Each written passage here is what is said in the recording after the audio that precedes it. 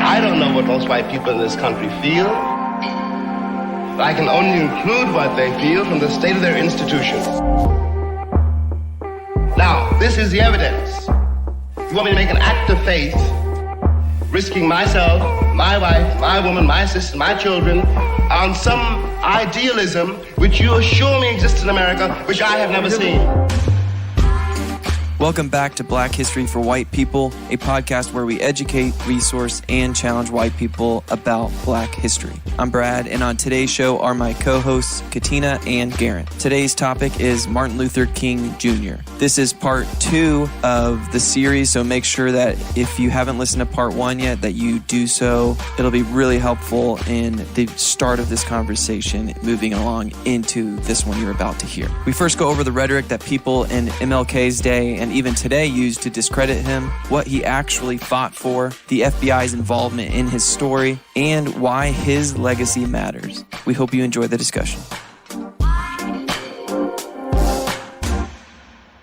I think that a lot of this was just a lot of what people, the rhetoric that people use today to shoot down any of like the figures in African, in Black American history, which is American history. We have to realize that it's part of propaganda machine. So Jim Crow wasn't just a practice. It had intentions and purpose, and that was to oppress and keep Black people in their place. But after the Civil Rights Movement was passed, of course, then the Southern Strategy happened. And that's where Thurman and Nixon, they helped develop that Southern Strategy in 72. And in 1972, Nixon won every Southern state. So everybody wants to talk about, the Republicans freed the slaves and the Democrats are whatever. But the Democrats... But there was a realignment of the party. And so there has to be this propaganda because there was this fear that there would be, like we talked about with the Malcolm X episode, there was a fear of a Black Messiah, a single Black figure, male figure, that would mobilize Black people. And so there's this criminalization and delegitimization of those figures. Medgar Evers, Martin Luther King, Malcolm X, and there's so many other names that nobody knows. Most white people would know, and some Black people don't know, where, they have to undermine you. Mm-hmm. And that's like calling MLK a communist, that just worked. Mm-hmm. And it stuck for people who still want to weaponize him against Black people to keep us in our place, but then espouse their hate against him because he was a so-called communist. Mm-hmm. Which again, he wasn't. He just wanted more opportunity for Black people. Wanted a higher minimum wage. I wanted to lift up the bottom of the economic, spectrum. And why wouldn't he want that for people who were enslaved, who were kept from having jobs, who, had to be indentured servants, sharecroppers? Why would he not want that for his people? Yeah. I think it's a popular argument on that spectrum I said earlier. Anyone who's on the, capitalism, feudalism side of that spectrum, the people who are basically the people who have the power in any society are always going to want to play with the existing rules of the game. Because if I have the power in the current system, I want to conserve that system. Mm-hmm. The people who don't have power in any game are going to be the ones who want to change the rules so that they can have an advantage. They're going to want to, and that's going to be the progressives of any society.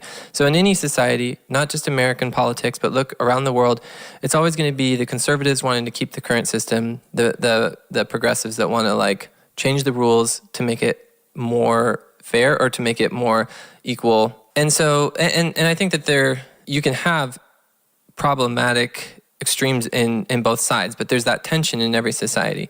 Some existing rules are good and some aren't good, and some should be changed and some shouldn't be changed in any society. So I'm not trying to just say one's better or worse, but that's going to be the dynamic. And for MLK, he existed, regardless of what you think of politics today, he existed in a day and age when I think we can all pretty much agree that it was completely imbalanced, unfair, broken system. And so, of course, he wanted to move things in that direction of it, towards the middle of the spectrum, to being more equal and more opportunity for more the poor. equitable, Of course, yeah. he wanted that, and that was the right thing. We can look back from today and see, like, oh yeah, that was the right thing, when we see how broken the system was back then.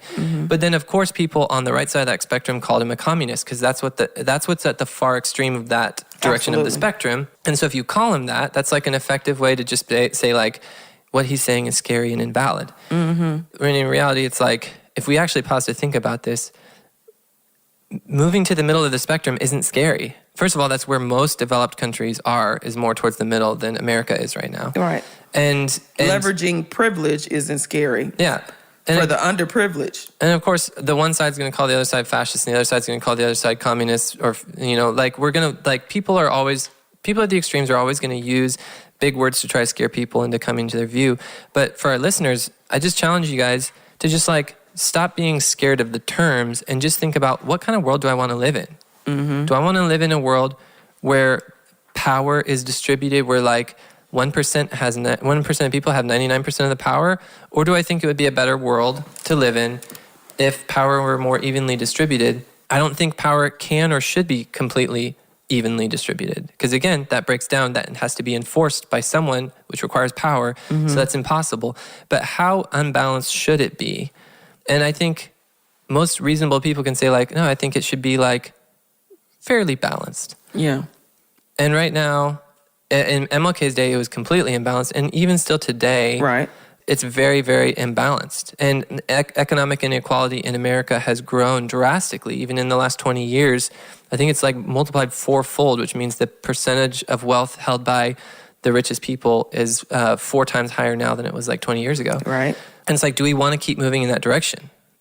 And who were the benefactors of that? There were benefactors of that, and there were people whose blood, sweat, and tears built that and created that, and aren't receiving any of the benefits of that. Well, I think, like, most people, like what you said, those big words, a word like communism, feudalism, those are like scary words.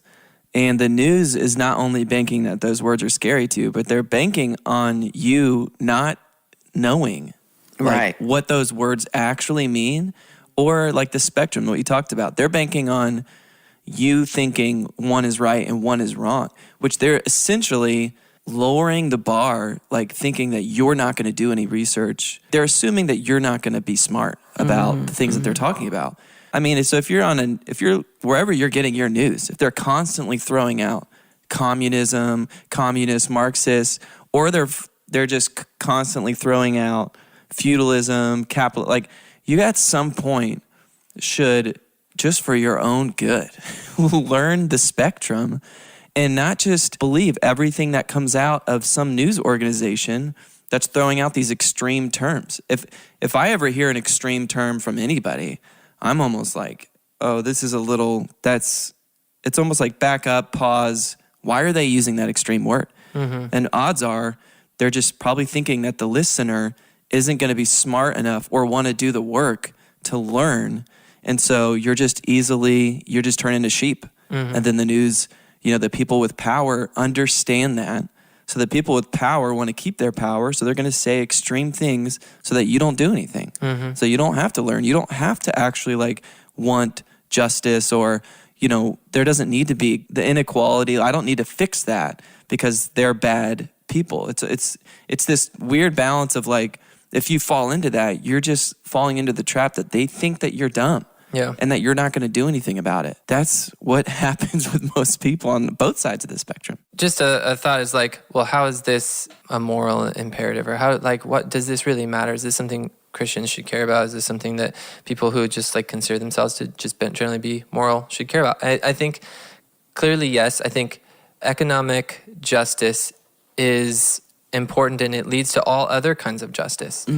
Like, if people have economic power, then through that economic power, they're going to have access to all kinds of other sources of justice. And if you can take away economic power from a group, as happened in slavery, then you can take away every other kind of power. And then the other thing is just in the Bible, there's only one set of national laws that God ever instituted. So Right. like if we're trying to figure out what he thinks about this stuff, like Yep. we have one example to look at, and that's the laws that he set up in Israel. And y'all, like the laws in Israel had a giant social safety net. Yep. That- I was just about to talk about that. Go ahead. Let me list off some of this. Yeah. Like the Bible had a system where every 49 years there was a year of Jubilee. Yes. And so land was redistributed evenly across the whole society every 50 years. So however far economically you got behind in that time, it was just like a reset button every 50 years where the land was redistributed evenly. So you couldn't drift too far down the spectrum towards feudalism. It just like was not even a possibility. Also, every seventh year, the land, all the fields were supposed to just not be planted, not be farmed. The farmers were supposed to rest. And whatever grew in the fields on that seventh year, they were supposed to allow just immigrants, the poor, orphans, widows, like the people in society who were like the protected classes could just go and just harvest whatever grew in the fields. Also, every 3 years, they were supposed to tie the 10th of the produce of like their harvest to the poor and orphans and the needy. Every year, they were supposed to only pass over their fields once. So when it comes to harvest time, anyone who's a farmer knows this intuitively, like your fruit doesn't all ripen at the same time. It ripens, like some will ripen early, some will ripen late, but there's this peak where it's mostly ripe. So God's law said, you can only harvest once. And then anything that ripens later is to be given away to just anyone who needs food, like the poor, the orphans, the widows. Also, they weren't supposed to glean the corners of their fields. Right. And think about this. The Bible doesn't specify how much of the corner you cut off to give to the orphans and the widows and everything. Yeah. If you want to take that, like, and so farmers would be like, well, do I just leave a little tiny corner, just like do a little curve at the end?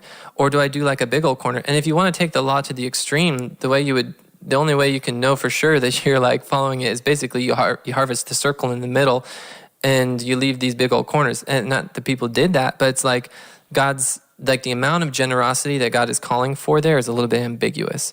But he's calling for this generosity of leave the corners of your field unpicked so that, again, and he specifically lists immigrants. Yes. The orphans, poor. widows, immigrants, and the poor. Like over and over again, those are the four classes of people that are described as having these like social protections. In addition to like laws about like redeemers, laws about the poor receiving equal justice in the courts.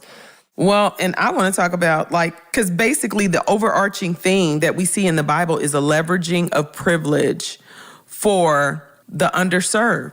We see that as a repeated theme throughout the scripture, including, again, Jesus himself leveraging his Godhead, like leveraging his own privilege as God to be housed in underprivileged skin. People want to play up so much this. He was, a line in the tribe of Judah, and he was, the son of David. Like Jesus, he might have been the son of David, but he have David's money. And people, and they just totally exploit this whole thing about Judas carrying the money, collecting the money, or whoever was called to collect. But that wasn't riches. That was just whatever coins they had. He kept that little purse of money. That, you know what I'm saying? Yeah. If he was collecting that much money, why he go sell Jesus out for 40 shekels? If they were stacking that much paper, he could have just taken what was there and gone on. But they built, it's so crazy. They want Jesus to be so rich. Even the gifts that Jesus was given, frankincense, gold, and myrrh, they were more of symbols of his life, death, and resurrection. They weren't like, we finna just throw all these, lavish him. But the thing is that there's a leverage of privilege for justice. That's an overarching thing throughout the scripture. We're talking about David and Saul. When Saul died, David made room for an heir from the house of Saul as an act of compassion. Esther, Mordecai, basically was like, you better leverage this, even though you were sex trafficked, Esther, let's keep it real, but leverage this privilege of being in the king's house for the sake of your people. Like there's For this being oppressed. Right, for being oppressed. There's a consistent theme of leveraging privilege. So this is not something Black folks made up because, we want what white people have, which really should be inherently like we should share that wealth because we built it. It was built on the free labor of our ancestors. Like, this is an overarching theme in the scriptures that cannot be denied. Yeah. Or how about this? Like, this is too much of a pattern to deny. Like, and this isn't race. It's like a form of privilege in that context was birth order. Yeah. If you were the oldest son, you were given a double portion of the inheritance. So the favored one, the one that would inherit the family patriarchy, the line, was always going to be the oldest son. Oldest sons were favored, had privilege in that context. So you would expect then, if God is generally, if his heart is going out to and he's favoring the favorable, then you would expect that generally he would move his promises through oldest sons. That would be the easier way to do it. That would be the intuitive way to do it. That would be the way that would be expected in that context.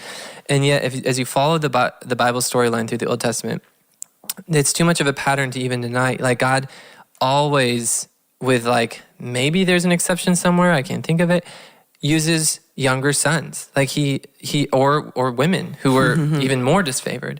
But I mean, Joseph. Going all the way through, like Cain and Abel, and then Seth, and then Shem, and then Abraham was a younger son, and then Isaac was a younger son, and then Jacob was a younger son, and then Joseph and Judah were both younger sons to Reuben. And then moving on down the line, like choosing the short David, who was a younger son, over the tall, youngest, the king who you would expect in Saul. And then David may even have only been like a half son because he wasn't even brought forth when the other sons were initially brought forth. Right. And there's some hints that he maybe was by a different mother, so maybe only like a half son or half brother to his other brothers. So like God, then David's son Solomon was a younger son, was not the oldest.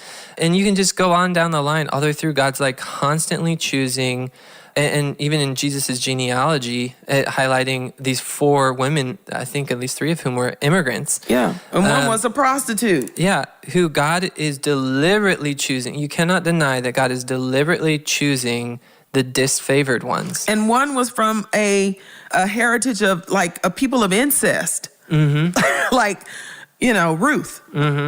He's choosing those who, and the Bible says this directly in the New Testament. It says God chooses those who are weak in the eyes of the world to show off his strength, and chose those who are poor in the eyes of the world to show off his riches. Like, God is deliberately choosing them so that he can show that he has a different way. His way is a way of like using power to humbly uplift, and Jesus is like the pinnacle example of that in leaving heavenly riches. And kind of something of a summary, we've in this conversation we've talked a lot about like the substance of the issues that revolved around MLK, but just to fill in some of the gaps of some of the episodes of what he went through, he was shaped early on by the fact that he initially, while he was in college, fell in love with a white woman who was an immigrant's daughter.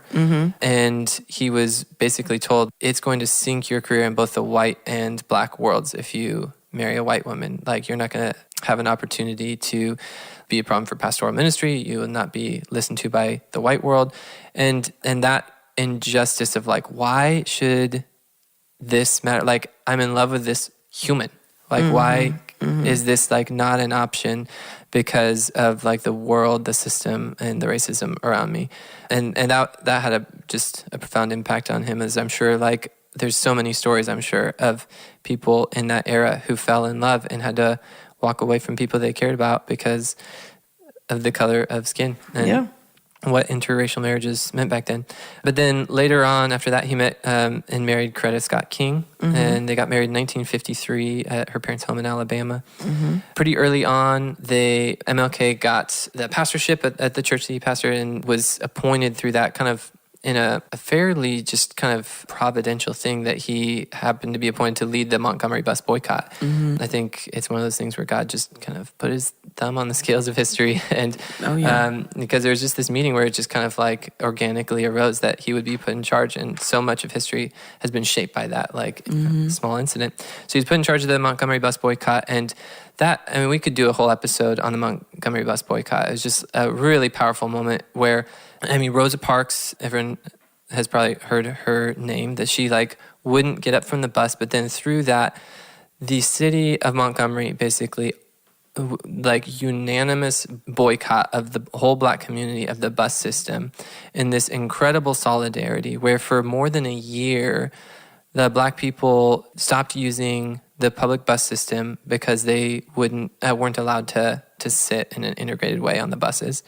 And the implications of that was they were the people who were leading the boycott there was all kinds of injustice and oppression that happened to them. 120 of them were indicted for leading a boycott of the bus system, which, how crazy is that the government indicted and gave criminal charges to 120 leaders of this boycott because they boycotted the buses. But then the Black community went and gathered outside the courthouse, and one by one, those 120 men and women who had been indicted just walked and they turned it on its head, and they turned it into a walk of celebration that you almost this idea of you're being honored to suffer for this loving, good and right cause. And so they walked into the courthouse with heads held high, and this crowd just cheered as they went in and got booked and paid their bail. And then it drew all kinds of media attention and a flood of donations to the boycott, and it backfired completely on the city officials. But then there was also the incident we talked about earlier. MLK was pulled over and arrested for driving 5 miles an hour over the speed limit. His home was bombed. All kinds of just racial slurs and Klan-type activity happening throughout the whole thing. The police in general in Montgomery started pulling over the Black drivers they created this carpool where they got hundreds of cars that just signed up to just drive people all day and take people around. And the police started to ticket and pull over the carpools just to try to get them not to continue the boycott. There also is these funny stories of how white women were so desperate for Black maids to come and clean their homes that they would start to drive them. And it was just funny because in the Black community, they would just joke around about basically the irony of you are too racist to let us ride with you on buses. And so you're going and picking us up in your car and driving us to come and work for you. Just the irony, self-inflicted wounds of racism. And then the boycott, there was also these funny instances where at one point the newspapers just all led with a story that the boycott, or they actually got an early tip. MLK found out that the day before that the newspapers were going to announce that the boycott had ended and had resolved because 3 high-ranking leaders, pastors leading the movement had negotiated a settlement. And MLK was like, I don't know anything about this. The boycott's not ending. And they come to find out that the newspapers had basically found 3 country preachers who weren't even involved, who they dragged in for a different reason, and then had them sign something as part of some other, they didn't even know what they were really doing, so that they could then announce that the boycott was ended in hopes that it would just dispel the thing. And so MLK and the other leaders of the boycott worked feverishly through the night, contacting all the pastors and had them all preach in their Sunday morning sermons that the boycott was not ending and that was a false ploy. So there's all kinds of craziness. Like I said, we could maybe go into it more in a future episode. There's a lot there, but it was just incredible the way that the solidarity of how people walked miles and miles and miles, day after day after day, for more than a year, to demand the right, something as simple as just being able to sit where they wanted to sit on a bus. But it wasn't really about the sitting on the bus. It was about the demanding of dignity of being a human. And they won. The Supreme Court ruled in their favor, and they won the right to and chipped away at the laws of segregation in the South. And man, what a debt we owe. The America we live in now is so indebted to the bravery, the self-sacrifice, the commitment to nonviolence of the people who walked millions of miles were walked so that we could live in this America. And just what a debt we owe. And MLK was just the leader of that movement, and it was his commitment to nonviolent demonstration that helped to fuel and inspire and empower that movement to happen. So that rose him to national prominence. And then in the wake of that, he was the first president of the SCLC, the Southern Christian Leadership Conference. Yes. That basically leveraged the success of the Montgomery bus boycott to like continue to become a bigger and bigger movement throughout the South and fight for civil rights. With John Lewis, yeah. Mm-hmm. So then they continue the fight in Alabama. One thing that's worth highlighting is that MLK received all the same criticisms in his day that the Black Lives Matter movement receives today. Yep. Just like they were accused of being like today there's the accusations of Marxism and everything, and MLK was accused of like starting riots and starting like of using violence, even though he was known now for being committed to nonviolence. At the time, he wasn't seen that way. He was seen as like this troublemaker. Yeah. The Georgia governor, Ernest Vandiver, expressed open hostility towards him and said, this is a quote, wherever MLK King Jr. has been, there has followed in his wake waves of crimes. So he was just like opposed in that way. They would just like try to say like he's pretending to care about nonviolence as cover for like all this criminal activity that he's actually stirring up. The Birmingham Police Department, led by Eugene Bull Connor, used like in the civil disobedience in Alabama, used high-pressure water jets and police dogs against protesters. Many white people today will have seen some of those photographs of these high-pressure water jets being used.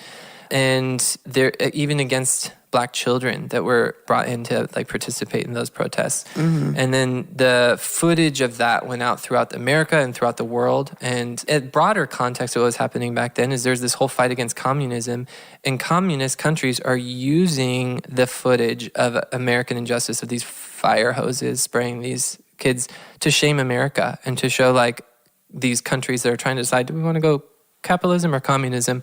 The communist countries are saying like, showing this footage like, look, here's non-white people being sprayed with fire hoses. That's what America is doing. And so that created a lot of pressure on America. And part of why the civil rights movement was successful was because of sympathy of white people who just realized how bad racism in the South was.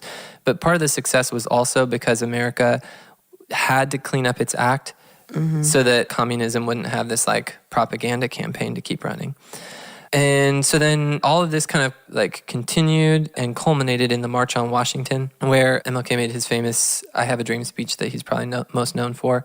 They had demands, including that they wanted to end school segregation, to actually end it. I mean, it was like a long process. Schools continued to be segregated into the 70s, and even to today, there's like a ton of school segregations. They wanted to end that and to have meaningful civil rights legislation, including a law prohibiting racial discrimination in employment, protection of civil rights workers from police brutality, and a $2 minimum wage, which would be $17 an hour today, adjusted for inflation.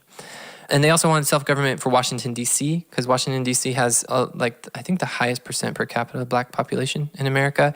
And they had, at that time, they had no self-government. It was just a congressional committee that governed Washington, D.C. So despite all the tensions that happened through the march, it was a resounding success. More than 250,000 people attended the march, and it helped to create the climate that then resulted in some real change. We've already kind of touched on the FBI just severely crossed boundaries to persecute and ran propaganda and misinformation campaigns, illegally wiretap. Well, technically it was illegal wiretap at the time because it was signed off on, but it was super unethical and unjust and unconstitutional. So I guess illegal in that sense. And like every time something like where the FBI does that, even with Malcolm X, like nothing ever happened. Right. There's no accountability. Those people for the FBI are probably still alive today that were a part of that. And there's nothing that will ever be done for those. No restoration or, I don't know that there's ever been any kind of apology. Maybe there was at some point. But there's no recourse for that. And so, the FBI put editorials in local newspaper, including quotes like, Reverend King is more dangerous than Stokely Carmichael because of his nonviolent masquerade. He continues to talk nonviolence even as violence erupts all around him. I mean, that quote is incendiary, but if it was coming from a person, it'd be like, there were racist people. But it's coming from the government. Right. It's coming from the FBI. Is running like a propaganda campaign, which is also not true. Like it is true that that there were instances of Black people in like using self-defense, and there were times, even despite the strong commitment of the SCLC to nonviolence, there were instances where white police officers would be beating up a Black protester and they would defend themselves, which is completely understandable. Like, I don't know whether I could stand that test of continuing to be nonviolent in the face of the treatment that they had. So there were those instances, but those were then used as propaganda to say, like, this is actually violence, when really, like, in the broad scheme, like, the police officers were way more violent towards the protesters than any self-defense instances of self-defense that occurred. Then in his final years, MLK a lot of the civil rights movement had been, like, relatively successful in overturning legalized segregation and forms of race, like legal forms of racism were largely removed, but there was still a ton of just systemic injustice that was just kind of like a residual effect of the system that had been there for so long. Yeah, it just evolved. Yeah, it just evolved. And so MLK turned his attention towards some of that evolution by working for more economic justice and was considered a threat to the status quo by pretty much anyone who in the government and elsewhere who had held the power in society. So he was not seen, he did not have majority approval of white people when he died. Like, most people thought he was a troublemaker, thought that he was secretly violent, thought that he was probably Marxist or communist. Like, he was not seen favorably even up to his death. And even by some Black people who were just so afraid. Out of fear, many were coerced to hate him or hated him just out of fear. Yeah, and they're afraid that, like, if he's too toxic in the eyes of white people, then should we distance ourselves from him, so that we're just like the complexity of that they had to figure out how to navigate. But then he was assassinated at the Lorraine Motel in Memphis in 1968. It was kind of in the wake of there was like the planning for the Poor People's Campaign. Yeah. Where he was going to like demand kind of more economic equality and rights for workers. So he was assassinated, and his death was followed by riots all across America. There was like so much, just like the exhaustion that Black people have today. I mean, like, think of like in that context, there was like Malcolm X had just been assassinated, and then MLK was assassinated, and there was like this progress mixed with like so much opposition and just like the amount of exhaustion, and then just riots just erupted. Like, here's this man who's just such a example of humble willingness to sacrifice for like this cause that is right, and for him to then be assassinated.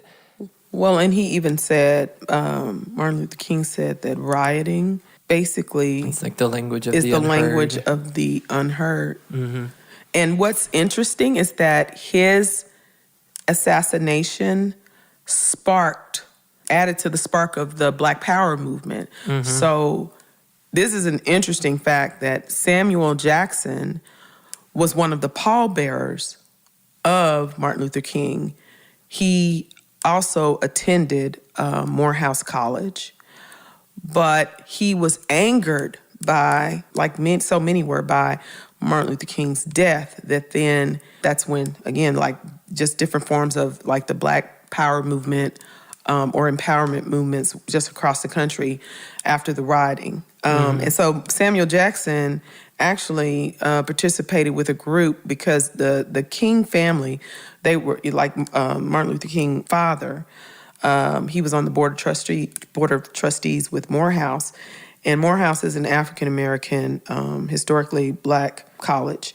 And Samuel Jackson was with a group that held Martin Luther King's father hostage on the campus at gunpoint because they were trying to make some demands toward for an Afro or African-American curriculum or studies curriculum and just some other demands. Now, many of their demands ended up being met. And there were many changes at Morehouse, but then Samuel Jackson got kicked out of school. But then he basically got to come back and he studied theater. And so that's just an interesting fact. So then, yeah, also in the wake of the assassination, well, two other things to say is that the actual person charged with the assassination, James Earl Ray. There's been like just ongoing kind of conspiracy theories and a lack of transparency about what exactly precipitated that assassination and whether the government was involved. And so I don't think at this point that we'll ever really know really fully what happened there, but just to know that there's like some cloudedness about whether it was something that the government knew of or participated in, or whether it was just completely independent. But given what the FBI was doing in that day, and the COINTELPRO and Hoover, and how like corruptly they were acting, we've said in a previous episode that the government deliberately tried to get the Black Panthers into like a bloody fight with one of the gangs in Chicago. I mean, they were deliberately trying to like get people killed. It would not be completely surprising if they were involved, and even Martin Luther King's family didn't believe that. Mm-hmm. Yeah, his own son fought for a jury trial for James Earl Ray after later on, because they were not fully convinced there. So there's cloudedness there that, I mean, we might not fully get an answer to. And then the last thing is just like the story of Coretta Scott King, after MLK's assassination, just did such an incredible amount of work for many years to fight for Martin Luther King holiday to be established. Yeah. And as part of that, it's just this like large and growing movement that she organized 76 coalitions, gathered 5 million signatures, and lobbied every member of Congress to get the MLK holiday established. And there's like good and bad sides to that. The good side is that obviously he was worthy of the honor, and I'm so glad that we established the holiday so that he would be remembered for so much contribution to like the world we live in today. Absolutely. The sad side is just to recognize that like even that honor was partially given to him because white people wanted the people in power were worried about the Black Panther movement, were worried about Black nationalism, were worried about a more like militant protests against racial injustice in America. So they wanted to honor MLK because of his commitment to nonviolence in order to basically try to encourage more like, don't be violent.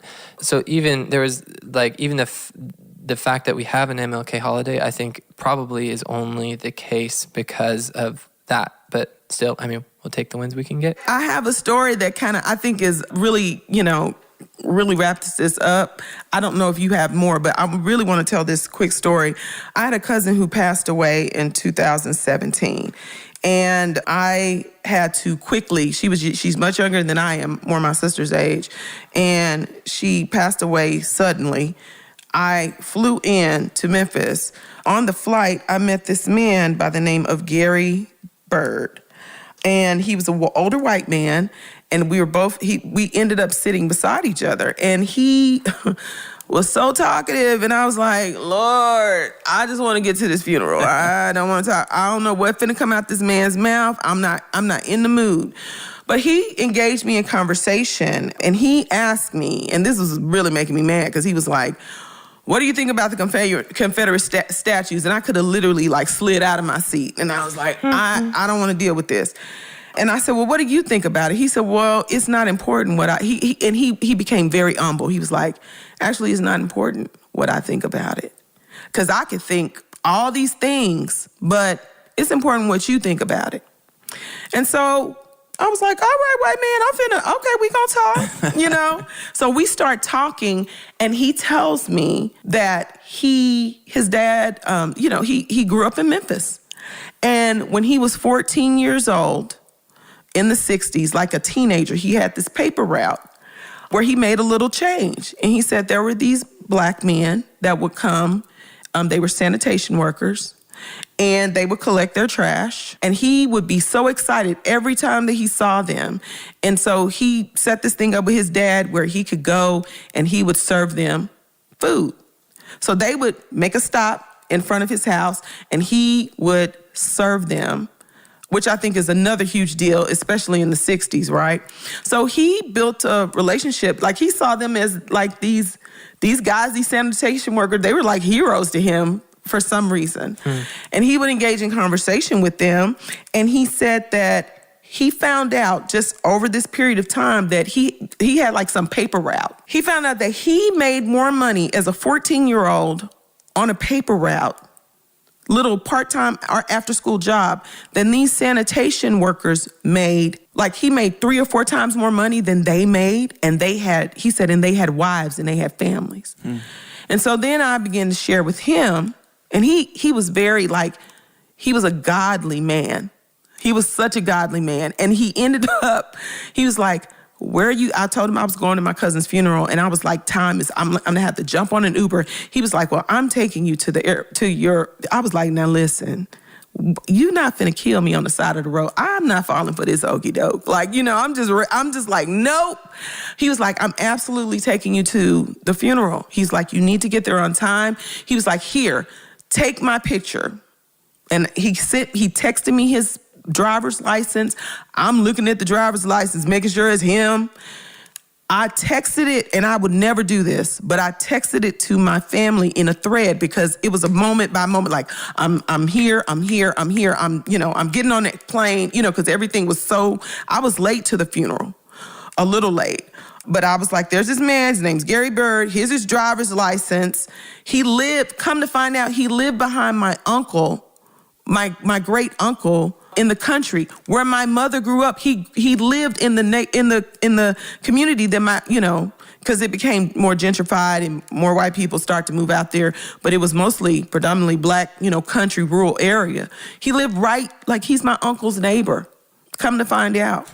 And so I was like, if I don't show up at this funeral home, this man done killed me, because I'm gonna go ahead and ride with him. And he drove me. And what's crazy is that when I got there, he unpacked, took my bags out and everything. My sister met me outside. He prayed for us. He wept. He was like, I'm so sorry for your loss. He was so sensitive.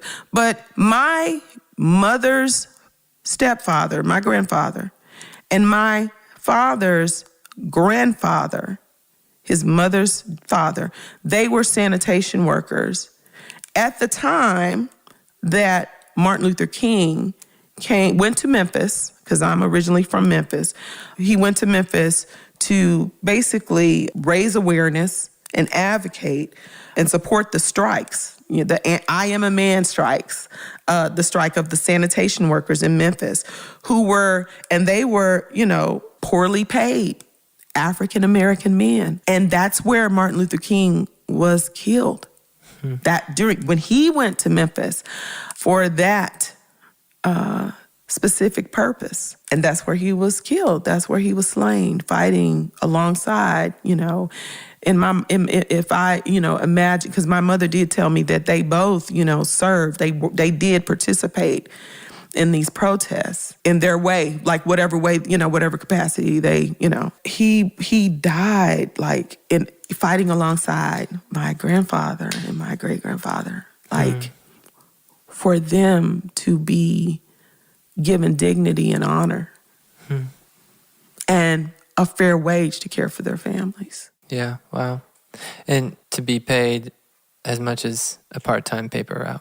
Less than. Crazy that would be so controversial a demand that, there were multiple attempts on MLK's life. Absolutely. He was at one point arrested for driving 5 miles an hour over the speed limit by the police. Yeah. And then as they were driving him out to the country, MLK was afraid that they were going to lynch him. Yeah. Until he saw that they weren't, that they were bringing him to the prison. Beaten. Yeah. Bloodied. And all for a demand that should just, I'm working this job. Should not be. And I want to feed my wife and children. And we live in a red line district where housing costs 30% more for us than equivalent housing for white people. Right. And yet you're paying us less than your kid's paper out. Yeah. That's radical. That's radical. That's militant. That's extreme. That's deserving of wiretapping, being followed, being arrested, being beaten. Being threatened. As a result of that wiretapping, the FBI sent threats telling MLK that they were going to, they literally said, if we're going to expose infidelity that we found on the tapes, if you don't commit suicide. The government sent that to MLK. Like trying to get him to commit suicide because they wanted to discredit this movement towards civil rights. And his legacy. Thanks for listening to this episode. If you're looking for more information on what we discussed, take a look at the show notes or go to blackhistoryforwhitepeople.com. We also are on Twitter and Instagram and try to provide a lot of helpful information through those platforms. For $5 a month, you can support us on Patreon at patreon.com/blackhistoryforwhitepeople. Remember that all the money you give in these next block of 10 episodes will all go to the witness. Included in that, you get to vote for future topics that we will record each month. Our next episode, we will be discussing Fannie Lou Hamer. We'll leave you with this quote from MLK Jr. himself. Never, never be afraid to do what's right, especially if the well-being of a person or animal is at stake. Society's punishments are small compared to the wounds we inflict on our soul when we look the other way.